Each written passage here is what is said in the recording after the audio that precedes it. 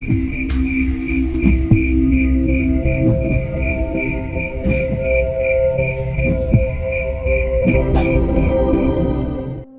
sisi lain, alhamdulillah sampai juga. Ayo, kita tidak punya banyak waktu lagi, ucap Pak De Dodo. Ketiganya baru saja sampai ke tempat mereka yang dituju, yaitu Gunung Rinai. Baru saja beberapa langkah memasuki jalur pendakian Gunung Rinai, tapi udara yang sangat dingin sudah mereka rasakan. Ketiganya mulai berjalan melewati jalanan bebatuan untuk naik ke kaki gunung. Suasananya sangat hening, hanya suara langkah kaki mereka yang terdengar pagi itu. Sembari berjalan, Panji memastikan kalung delimanya yang belum memberikan pertanda apapun. Setelah sesampainya mereka, aku lupa mengatakan ini, bisik Panji ke telinga Arya yang ada di sebelahnya.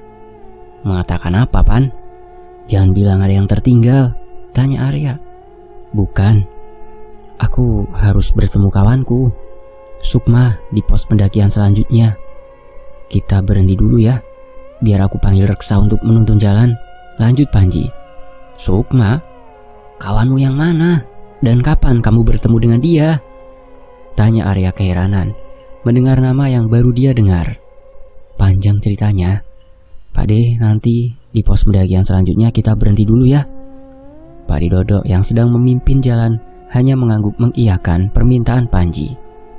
Ting ting, suara handphone Panji berbunyi dari saku celananya, menandakan sebuah pesan baru saja masuk. Segeralah Panji merogoh sakunya untuk mengambil handphonenya. Ternyata sebuah pesan dari Daryo baru saja masuk. Panji, keadaan ibu semakin memburuk. Baru saja ada suara tertawa. Selang beberapa saat ibu dan kakakku kerasukan. Aku tidak tahu cara menyadarkannya. Sedangkan di sini Bapak dan Mas Tono tidak ada. Tolong cepat selesaikan Panji. Isi pesan dari Daryo sudah Panji baca, membuat pikirannya semakin tidak tenang karena takut terlambat menyelamatkan keluarga Daryo. Ada apa, Pan? Tanya Arya. Pesan dari Daryo. Keadaannya semakin kacau, jawab Panji dengan wajah cemas. Aku ingin tahu kemana bajingan itu pergi, ucap Arya dengan nada tinggi. Amarahnya mulai menyulut, membuat Pak De Dodo yang sedang memimpin jalan berhenti menghadap ke arah Arya. Tenanglah nak, jangan buang waktu di sini. Mendapat teguran dari Pak De Dodo membuat Arya terdiam. Rokok tembakau sudah Arya keluarkan dan mulai dia bakar untuk menenangkan dirinya. Srak, srak. Langkah ketiganya kembali terhenti ketika mendengar suara semak-semak yang bergesekan, seperti ada orang lain yang sedang berjalan. Cahaya senter Arya arahkan mencari keberadaan sumber suara tersebut, tapi tidak ada apapun yang mereka lihat. Firasatku tidak enak, ada orang lain di sini, kata Arya. Matanya mulai was-was ke sekitar mereka, mencari keberadaan orang lain di antara mereka. Sedangkan Pak De Dodo terus mengarahkan cahaya senternya ke semak-semak yang ada. Jantung Panji berdegup kencang karena tidak ingin sesuatu terjadi yang menggagalkan rencananya kali ini. Sedangkan pikirannya menebak-nebak siapa orang yang ada di sekitar mereka saat ini. Tidak mungkin Sukma, bisik Panji dalam hati.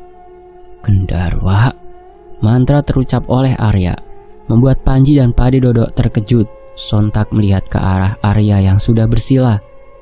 Kini Arya telah berubah menjadi sosok genderuwo besar dengan mata merah menyala.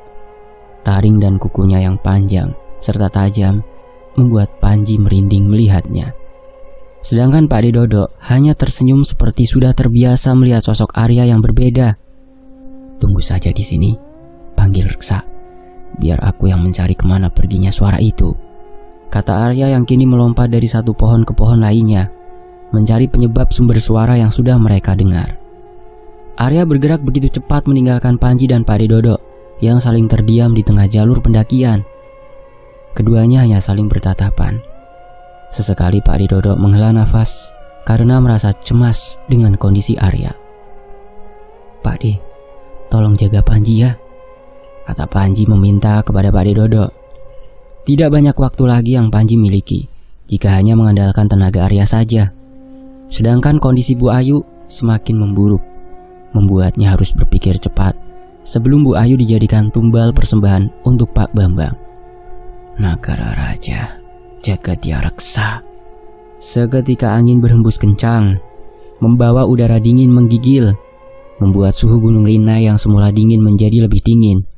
Bahkan jaket tebal yang Panji kenakan saja tidak dapat menangkal suhu yang semakin dingin di gunung itu. Begitu juga dengan Pak Dodo yang mulai mengenakan sarung tangannya karena tak kuasa menahan suhu yang semakin dingin. Suara apa itu, Panji? Tanya Pak Dodo. Wajahnya terlihat panik karena terkejut dengan suara keras seperti sesuatu terjatuh menghantam tanah. Tenang Pak D, itu suara kedatangan Reksa, jawab Panji.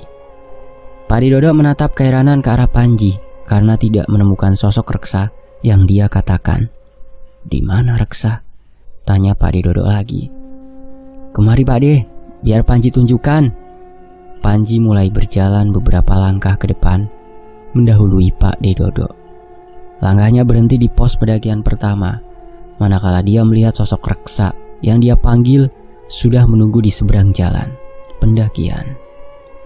Itu Pak D, dia Reksa, ular raksasa yang menjaga Panji, kata Panji sambil menuju ke arah Reksa yang sedang berdiam menatap keduanya di sela-sela pepohonan pinus. Pak Dodo sontak terkejut melihat ke arah Reksa. Sosok ular raksasa dengan mata kuning menyala dan batu mustika yang ada di jidatnya tampak bersinar seperti kalung merah delima yang Panji kenakan. Reksa di mana, Sukma? Tanya Panji sambil berjalan mendekat ke arah Reksa. Biar aku tunjukkan, Prabu. Ikuti aku saja. Keduanya berjalan beriringan mengikuti kemana Reksa pergi. Di sepanjang perjalanan, Panji hanya memikirkan bagaimana keadaan Sukma dan Arya yang sudah terpisah dari Panji. Firasatnya mengatakan hal buruk telah terjadi, tapi segera dia tepis karena tidak ingin Pak Dodo khawatir. Di sisi lain, di mana Pak? Sudah diam saja di sini. Bagaimana kalau genderuwo itu masih bisa melihat kita? Kedua orang yang masih menjadi keluarga Daryo sedang mencari tempat bersembunyi agar tidak diketahui Arya. Kedatangan mereka malam ini tak lain adalah untuk memberikan persembahan besar bagi Ma'yah. Persembahan besar yang dimaksud adalah tumbal selanjutnya setelah Sari, pembantu rumah Daryo saat itu. Bruk bruk. Suara hentakan kaki Arya terdengar begitu keras, membuat Pak Bambang dan Mas Tono semakin panik mencari tempat untuk bersembunyi. Namun kemanapun mereka bersembunyi, pasti akan ditemukan oleh Arya. Sudahlah, jangan buang waktuku hanya untuk bermain kucing-kucingan, dasar bajingan. Keluar kalian, kata Arya marah. Bagaimana mungkin keduanya bisa bersembunyi dari sosok genderuwo Arya yang memiliki kemampuan jauh lebih dari kemampuan keduanya. Hanya dengan mengendus saja Arya mampu menemukan di mana mereka berada. Tak heran kalau kemanapun mereka bersembunyi selalu diketahui Arya. Keret, suara ranting dipijak terdengar sangat dekat dari persembunyian mereka. Sontak keduanya langsung menoleh ke kiri dan ke kanan, mencari ke sumber suara itu berasal. Betapa terkejutnya mereka melihat sosok Arya dengan mata merah menyala berada tepat di belakang mereka. Ah, ampun, lari Ton, lari cepat. Keduanya panik lalu berlari tunggang langgang, semakin masuk ke dalam hutan yang entah kemana tujuannya. Bruk, bruk. Suara langkah kaki Arya mulai terdengar lagi, tepat di belakang mereka. Dengan sosoknya yang besar dan kuat, bisa dengan mudahnya mengejar Pak Bambang dan Mas Tono yang tidak sebanding dengan besarnya tubuh Arya. Arya masih terus mengejar keduanya, hingga keduanya mulai kehabisan tenaga untuk berlari dan bersembunyi dari Arya. Di pikiran Pak Bambang, kini hanya ingin pasrah mati di tangan Arya atau mati di tangan Ma'yah karena tidak bisa memberikan persembahan yang Ma'yah minta. Di sisi lain, Panji dan Pak Dodo berhenti di suatu tempat yang Reksa tunjukkan. Tempat yang ditunjukkan oleh Reksa adalah sebuah goa yang dekat dengan sumber air di gunung tersebut. Mereka berdiri di depan mulut goa, menghadap ke arah dalam goa tersebut. Mereka hanya bisa melihat sedikit isi goa remang-remang terkena cahaya bulan. Panji berdiri menatap lurus ke arah dalam, memastikan tidak ada yang berbahaya saat dia masuk ke dalam. Panji mulai melangkah pelan ke dalam gua. Senter yang dia pegang lalu dihidupkan. Panji menyorotkan senternya ke seluruh isi goa. Langkahnya tiba-tiba terhenti manakala melihat tubuh wanita yang dia kenal sudah terbaring tak berdaya. Matanya masih terpejam. Melihat hal itu sontak, Panji mempercepat langkahnya untuk memastikan. Sukma? Itu Sukma? Panji berlari manakala melihat tubuh yang sudah terbaring lemas di atas batu besar di dalam gua tersebut adalah Sukma Sekar Anjali. Siapa wanita itu, Panji? Tanya Pak Dodo sambil berjalan menyusul Panji yang sudah berlari ke arah Sukma. Dia Sukma, orang yang akan membantu kita, Pak De. Ayo, tolong bawa tubuhnya keluar, Pak De.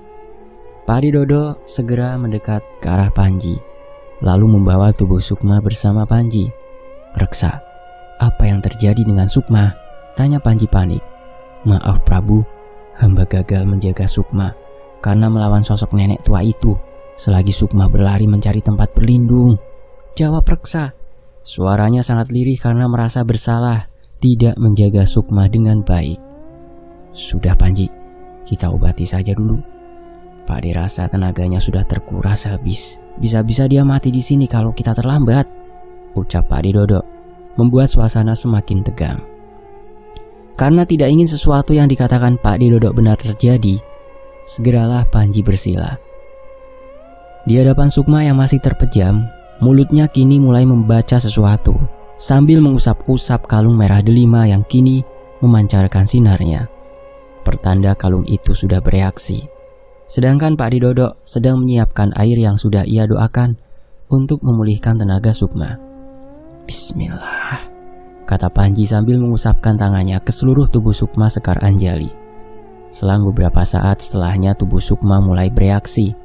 Sama seperti saat Panji mengobati Bu Ayu hari itu, tubuh Sukma bergerak perlahan. Matanya mulai terbuka, menatap ke arah Panji yang ada di hadapannya. Pak De, sekarang. Pak De Dodo lalu mendudukkan tubuh Sukma yang sudah setengah sadar. Badannya masih terlihat lemas karena sisa tenaganya sudah habis. Segeralah Pak De Dodo meminumkan air yang sudah ia siapkan. Pelan-pelan saja, habiskan. Sukma yang baru saja duduk langsung menghabiskan air yang Pak De Dodo berikan. Sampai-sampai Panji heran melihat Sukma seperti orang yang kehausan. Terima kasih Tuhan, ucap Sukma merasakan tubuhnya kembali segar setelah meminum air yang diberikan Pak De Dodo. Kenapa kamu bisa seperti ini Sukma? Apa ada hal yang buruk terjadi? Tanya Panji. Sungguh buruk. Setelah aku membuka portal dimensi, energiku banyak terkuras. Aku juga merasa seperti dipindahkan ke alam lain di pundan itu. Rasanya sangat berat dan menguras banyak tenaga, seperti berada di alam Burloka. Selang beberapa saat, sosok nenek tua menyebalkan itu datang. Dan sialnya energiku sudah habis untuk menghadapinya, jawab Sukma. Kita tidak punya banyak waktu. Cepat temukan pundan itu sebelum energi Maya semakin besar. Akan sulit kita kalahkan, kata Pak De Dodo sembari beranjak dari duduknya, lalu membenarkan ransel yang masih ia gendong di pundaknya.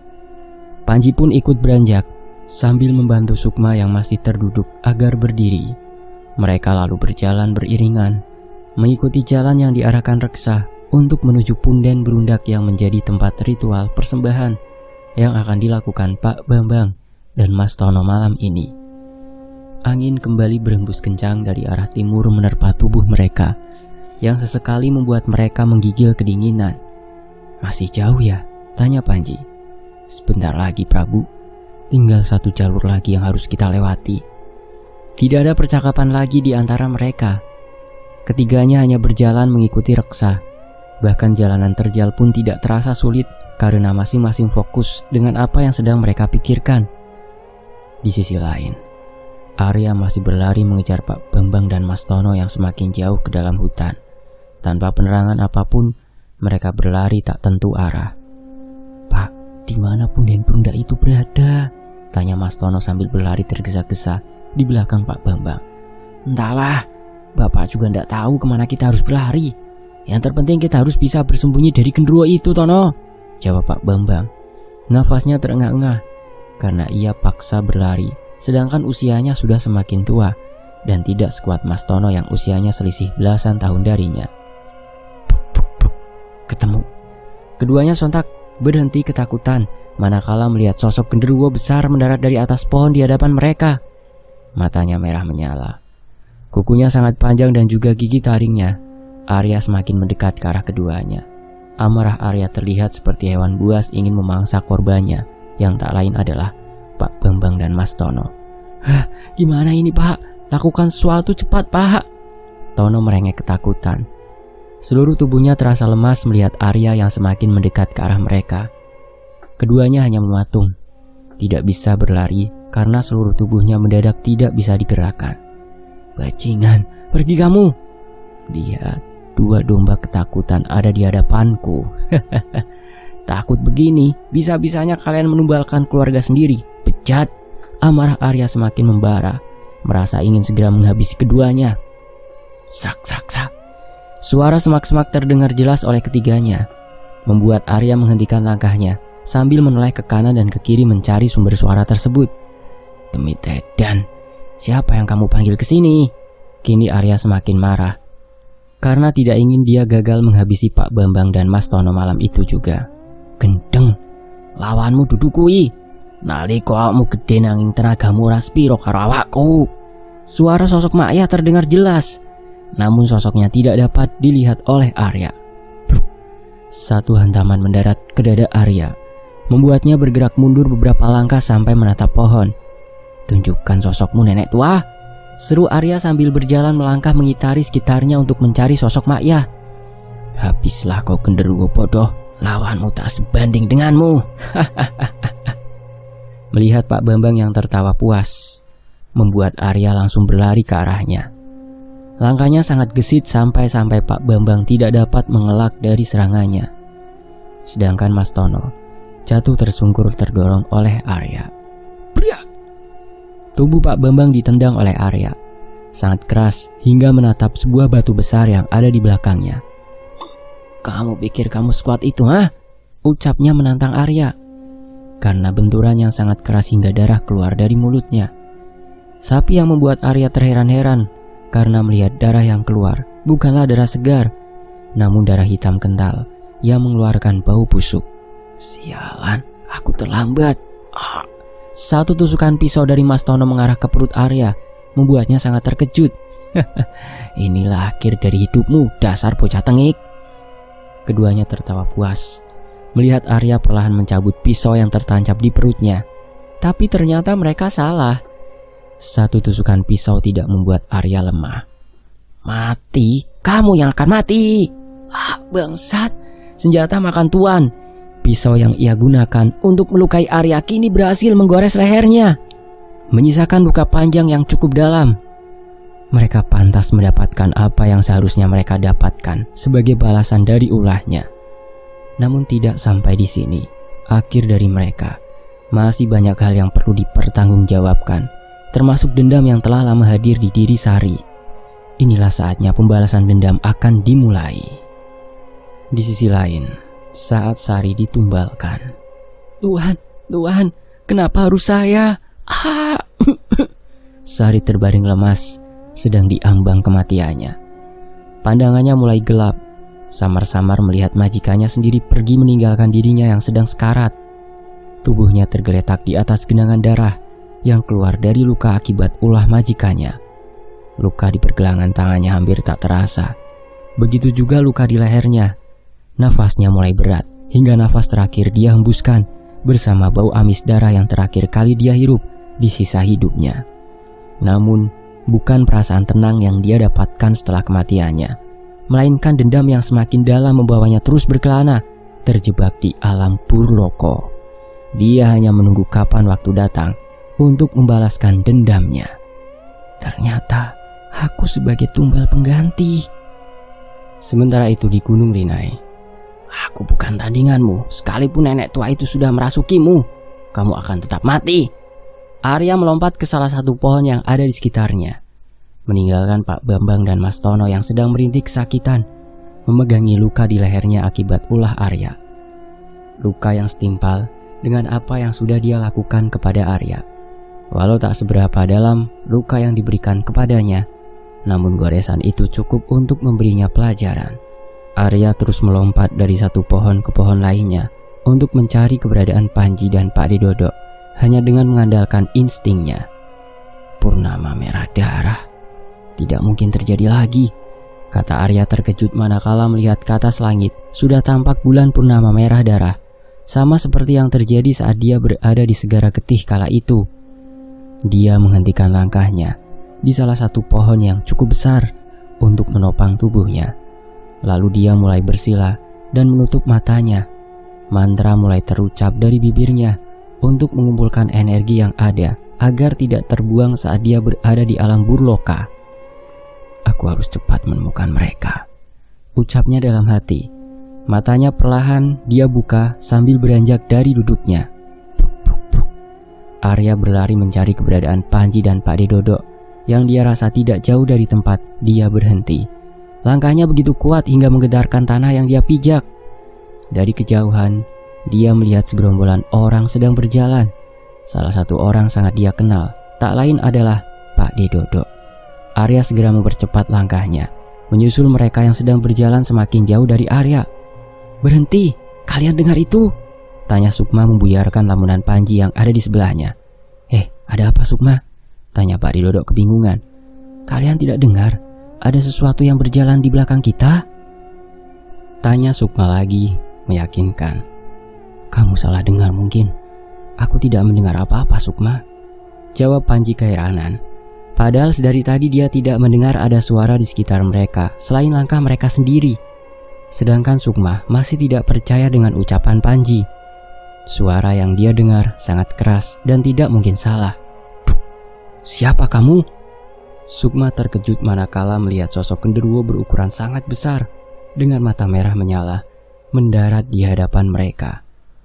"Kurang ajar. Siapa wanita ini Panji? Berani-beraninya menantangku?" tanya Arya. Dia hampir marah mendengar ucapan Sukma yang membuatnya tersinggung. Sudah, tenang dulu. Kita berhenti saja dulu di sini," kata Pak De Dodo yang berusaha menenangkan Arya. Setelah kedatangan Arya, lalu mereka memutuskan untuk beristirahat sejenak sambil menenangkan pikiran. Begitu juga Reksa yang energinya hampir terkuras, manakala merasa alam yang dia lalui sudah berbeda. Mereka semua duduk sambil memakan beberapa perbekalan yang Pak De Dodo bawa dari rumah Kisangki, sambil menunggu Arya memulihkan tenaganya. Kalau sudah, duduk saja kemari. Pakai baju Aba itu di ransel," kata Pak De Dodo yang kini mulai membakar rokok tembakaunya. Arya mengangguk mengiyakan ucapan Pak De Dodo. Dia masih memilih untuk bergelantungan di atas pohon agar dirinya berkeringat sambil berlatih mempersiapkan diri untuk menghadapi sesuatu yang membahayakan nantinya. Setelah dirasa cukup, lalu Arya menghampiri ketiganya untuk membicarakan apa yang dia lihat sewaktu di perjalanan. Pelan-pelan makannya. Nih, minum dulu," kata Panji sambil mengulurkan minum kepada Sukma. "Kenapa? Terpesona ya melihat aku?" tanya Arya menggoda Sukma yang tiba-tiba salah tingkah melihatnya. Tak heran jika Sukma salah tingkah melihat badan kekar Arya yang tak tertutup kain dengan rambut hitam legamnya, membuat siapapun yang melihatnya menjadi tertarik dengan Arya. "Apaan kamu ini? Ambil ini. Makan saja, biar tenagamu pulih," ucap Pak De Dodo sambil mengulurkan sebungkus roti kepada Arya. Mereka makan dengan lahap seperti orang kelaparan. Untung saja bekal yang dibawa cukup untuk mereka bertahan. Apa Abah sadar kalau kita sedang dijebak?" tanya Arya kepada Pak De Dodo. Pertanyaan Arya membuat Pak De Dodo terkejut. Begitu juga Reksa sontak melihat ke arah Arya. "Maksudnya bulan purnama merah darah, pertanda kita masuk ke alam burloka," jawab Arya. Rokok yang ada di tangannya perlahan dia hisap untuk menenangkan perasaannya. Sesekali dia menengok ke atas memastikan apa yang dia lihat bukan halusinasinya. Tanpa mereka sadari, cahaya purnama darah merah sudah terpancar dari tadi sejak mereka berjalan. Sukma langsung menatap tajam ke arah Arya yang sedang menghisap rokoknya setelah mengatakan tentang purnama merah darah. Kejadian yang tidak asing oleh Sukma, bahkan sudah berkali-kali dia membuka dimensi burloka. Kalian semua tahu tentang purnama dan alam burloka? Bersambung. Nantikan bagian berikutnya hanya di Fakta Sejarah. Saya pamit. Terima kasih Miss Tini. Terima kasih teman-teman. Wassalamualaikum.